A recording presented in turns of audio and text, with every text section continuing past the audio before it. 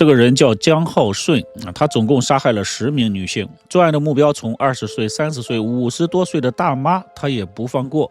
而这些女性呢，都有一个共同的特点，那就是穿着丝袜和高跟鞋。他以一己之力让整个韩国人心惶惶，女性呢都不敢穿丝袜出门了，因此呢，也有人称他为丝袜杀手。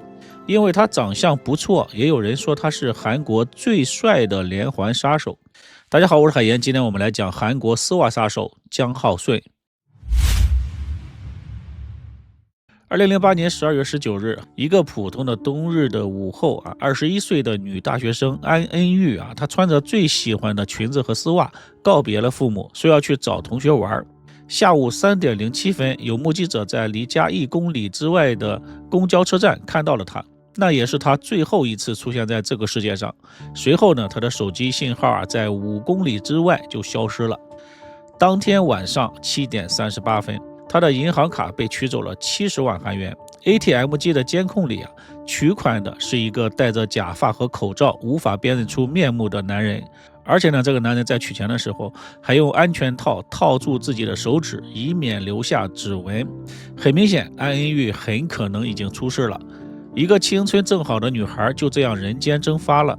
警方呢排查了银行附近经过的7000多辆汽车，最终目光锁定在一辆黑色轿车上。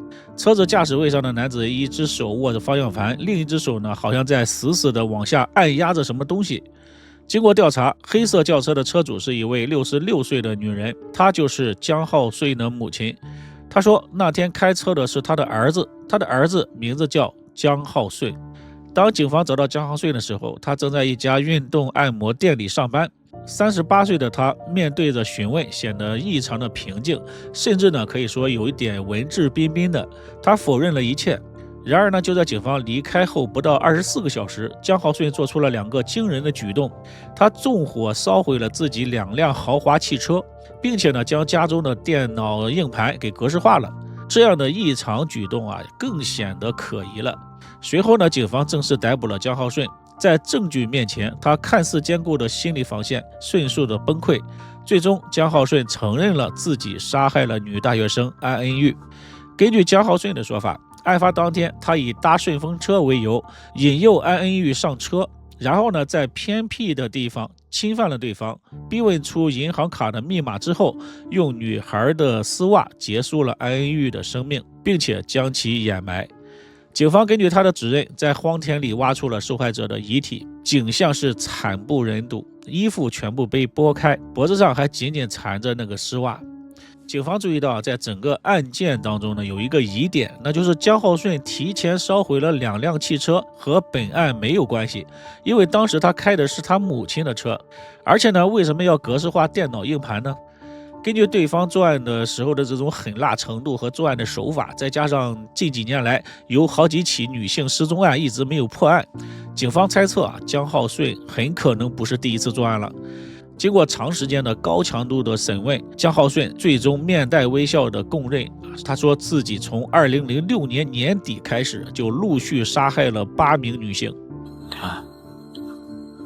이거 별건으로 하나 숨긴 게 하나 있습니다. 사람증이 하나 더 있습니다. 姜浩顺1969年10月10日出生于韩国中清南道书川郡的一个偏僻乡村里。他的家境一般，家中有5个兄弟姐妹，他排行老3。邻居们都说他是一个老实、文静懂礼貌的好孩子。老师们呢也说他是一个不太起眼的孩子，学习成绩中上等。他长相清秀甚至可以说有一点帅气。高中毕业照上的照片看起来他是人畜无害。高中毕业之后呢，姜浩顺开始服兵役服兵役期间呢，因为偷了一头牛被抓，这是他人生当中第一次犯案记录。退役之后呢，他开过卡车，开过农场，做过养蜂人，还开过小饭店。后来呢，在按摩店里工作和他接触过的人大多数对他都有好感，评价说他是一个很好相处的人，外貌朴素，踏实能干。再加上他人畜无害的面貌在10年内他经历了4次婚姻。1992年，姜浩顺退伍之后和第一任妻子结婚，生了2个儿子，6年之后离婚。1999年和第2任妻子结婚，仅仅6个月之后就离婚了。2003年和第3任妻子结婚，仅仅2个月就离婚了，甚至在离婚之前就和第4任妻子交往。第4任妻子和江浩顺同居生活了将近3年之后，在2005年登记结婚。登记结婚仅仅1周，他的第4任妻子因为火灾而死亡，而那场火灾呢有很多的疑点。发生火灾的时候呢，妻子和岳母在一个房间里，而江浩顺和他的2个儿子在另一个房间。妻子和岳母被困在装有防盗窗的卧室里，活活的被烧死了。而住在对面房间的江浩顺和他的2个儿子，却幸运的拧开了自己房间防盗窗的螺丝，成功的逃生了。现场的消防员都觉得非常诡异，一个男人逃出来之后，竟然没有去救自己的家人，就在呆呆看着整个房间被大火吞噬。更巧合的是呢，在登记结婚之后啊，江浩顺立刻给妻子买了高额的人寿保险，受益人就是他自己，并且呢还特意加上了火灾致死也能赔偿的条款。这场火灾呢，让他获得了4.8亿韩元的天价赔偿，大约是当时的250万人民币。警方的深入调查之后啊，发现这竟然不是江浩顺第一次从火灾当中获利了。早在1999年和2000年，他经营的小吃店和运输车的卡车也先后发生过不明原因的火灾，他因此获得了6400万韩元的保险金。当时呢，警方就怀疑他是纵火骗保，但是呢，调查了半年啊，因为证据不足，这个事儿就不了了之了。拿到了巨额赔款之后呢，江浩顺的生活立刻升级了。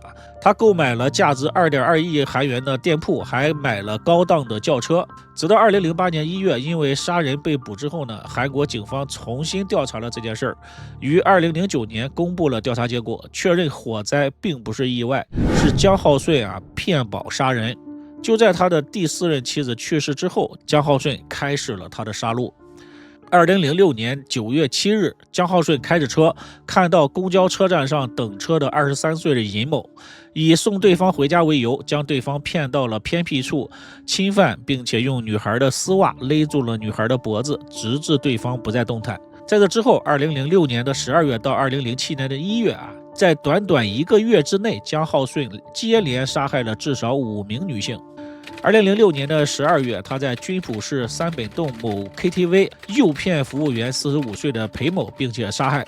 2006年的12月24日，在水源市某 KTV 诱骗37岁的朴某上车之后，用长筒袜将其勒死。2007年的1月3日，在华城市公交车站诱杀了52岁的朴某。2007年1月6日，在安阳市诱杀 KTV 服务员37岁的中国籍金某。仅仅隔了1天，1月7日，在水源市公交车站诱杀了女大学生20岁的严某。2008年的11月9日，江浩顺在水源市唐树洞杀害了家庭主妇48岁的金某。在同一年的12月19日，绑架杀害女大学生21岁的安恩玉。正因为这起案件的成功侦破，最终呢，江浩顺在2009年1月被捕。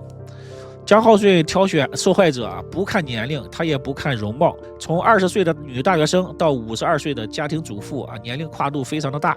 他挑选猎物的唯一标准就是那套特定的装扮：丝袜、短裙、靴子或者高跟鞋这种装扮似乎能够触发他犯罪的开关一样。那么他是如何一次一次的轻易得手的呢？警方在他的车里发现了一个关键性的道具，一张他和哈士奇狗亲密的合照。这张照片被悬挂在了车内最显眼的位置。这张照片是他精心设计的伪装的核心。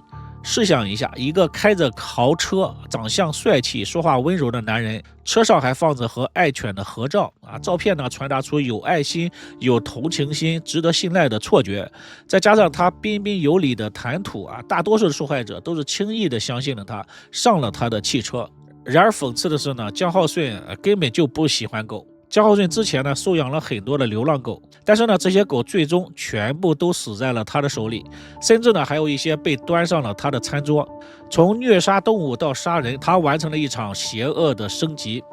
对于作案动机呢，江浩顺自己称是第4任妻子去世受到了巨大的打击但实际上呢，江浩顺是韩国第一个因为追求乐趣而杀人的连环杀手。负责调查此案的调查官表示在江浩顺犯罪过程当中看不到任何的愤怒、激动等情绪没有情感的起伏，只有冷静的享受掌控他人生死和施暴的整个过程，这才是最可怕的。江浩岁的罪行曝光之后呢，引发了一场全国性的针对女性的集体恐慌。媒体报道了凶手对丝袜、短裙、高跟鞋的迷恋，以及用丝袜勒死受害者的这个细节。一瞬间，韩国街头穿丝袜和裙子的女性几乎都绝迹了，没有了。一些韩国女孩表示现在不敢穿长筒袜和裙子了，出门呢只穿裤子，还把高跟鞋换成了运动鞋，这样呢遇到危险会跑得快一些。这个案子呢，也让女性的防身用品销量暴增好几倍，胡椒喷雾和报警器供不应求，人们不敢随意的搭顺风车了连坐出租车都要先拍下车牌。然而，比社会恐慌更加激烈的是对司法制度的冲击。韩国自从1997年执行了最后一次死刑之后呢，已经有10几年没有执行死刑了，所以呢，被视为废除死刑的国家。江浩岁的案子让恢复死刑的呼声排山倒海似的响起，受害者家属悲愤的控诉如果不执行死刑，我们绝不罢休。在滔天的民意压力之下，2010年，韩国法院以连环杀人、谋杀、强奸、纵火、杀害亲属等等罪名，判处江浩岁死刑。按照韩国的法律，一般不会公开罪犯的真实身份和样貌但是呢，因为这个案子影响太大了，政府首次宣布，对于手段极其残忍、社会影响极其恶劣的罪犯，允许媒体公开他的姓名、样貌和个人信息。听到这个决定之后呢，一直冷静的江浩岁第一次表现出情绪的波动，他愤怒地向记者表示：“大家都认识我了，让我的儿子们以后怎么活呢？”这句话呢，就彻底暴露了他极其自私和扭曲的逻辑他可以冷酷地剥夺10条生命，但是不愿意让自己的儿子受一点点的伤害。到现在为止呢，江浩岁已经56岁了，还没有执行死刑，他还在首尔监狱里服刑，很可能他会在那里度过他的余生。